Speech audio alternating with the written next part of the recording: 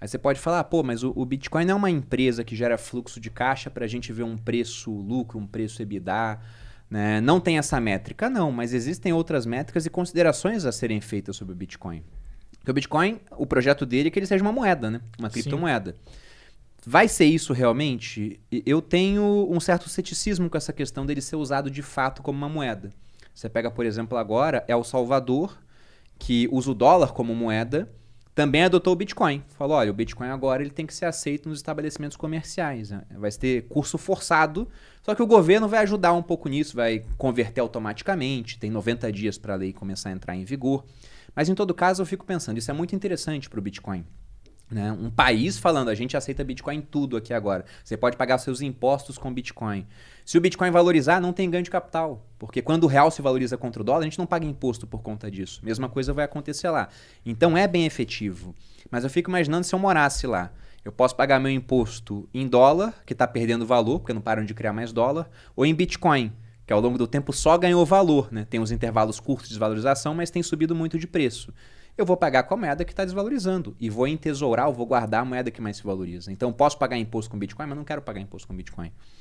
Vou contratar alguém para minha empresa. Eu posso remunerar o cara em Bitcoin.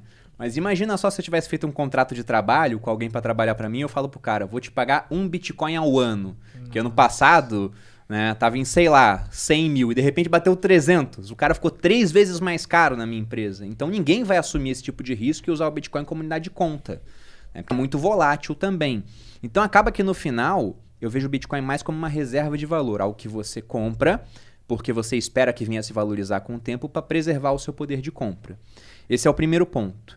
E aí, por que uma reserva de valor, ela de fato, né, ela vai ser procurada pelas pessoas? Né? O ouro, por exemplo. O que o ouro tem que fez com que ao longo do tempo ele preservasse valor e ganhasse comparado com as moedas fiduciárias, fosse ficando cada vez mais caro?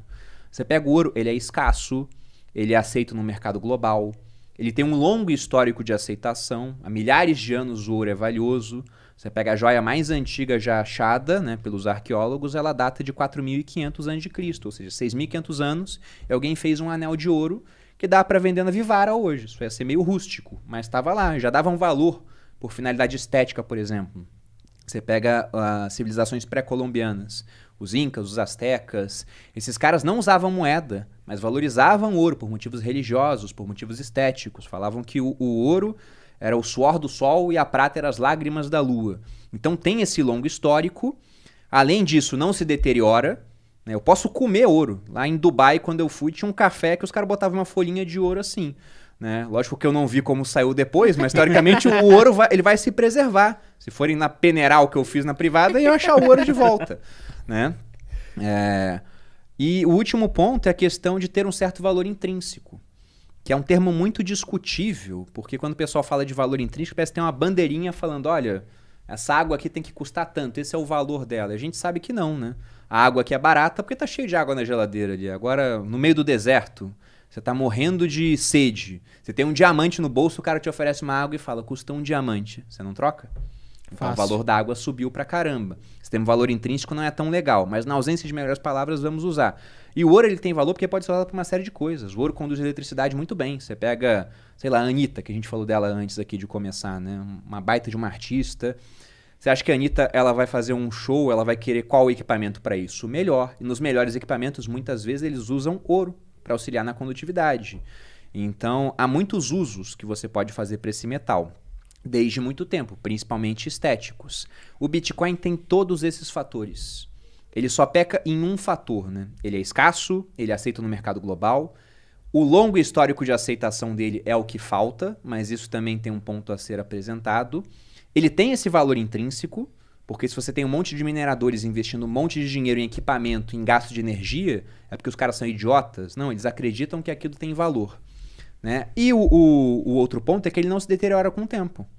Ele é um ativo digital, podem passar 100 anos e ele continua existindo, né? Desde que a rede dele continue existindo. E o ponto do longo histórico de aceitação, vale frisar o seguinte, né? O Bitcoin tem 12 anos. Hoje em dia, ter 12 anos é muito mais difícil, em termos de vida, do que uma tecnologia ter 200 anos no passado. Você pega um cara lá que nasceu no século XV, né? 1400. Você coloca esse cara numa máquina do tempo e leva para 1500. O que, que mudou em termos tecnológicos? Quase nada. Quase nada. É a mesma família real que está no poder, dependendo do país onde ele está, por exemplo. Ele vai ouvir falar que alguém chegou no Brasil. Mas é só isso. Aí joga o cara mais 100 anos pra frente. O que, que mudou? Algumas coisas, mas não muito. Agora você pega um cara que tinha 30 anos em 1980. Joga ele nos dias de hoje. O mundo mudou pra caramba. Porque a gente não para de mudar, evolui muito rápido. A primeira vez que eu peguei um Uber foi em 2015. Depois eu cheguei a ficar... Até hoje eu tô sem carro, na verdade. Eu cheguei a ficar... Dá 4 anos sem carro, só andando de Uber. O negócio mudou minha vida. Então mostra, né? Até 2015 o táxi mandava. Agora o táxi tem um sério problema e provavelmente o taxista não vai existir no futuro da maneira que a gente vê hoje. Então ter 12 anos hoje é muito diferente de ter 12 anos lá atrás. Por conta disso eu vejo o Bitcoin como uma reserva de valor.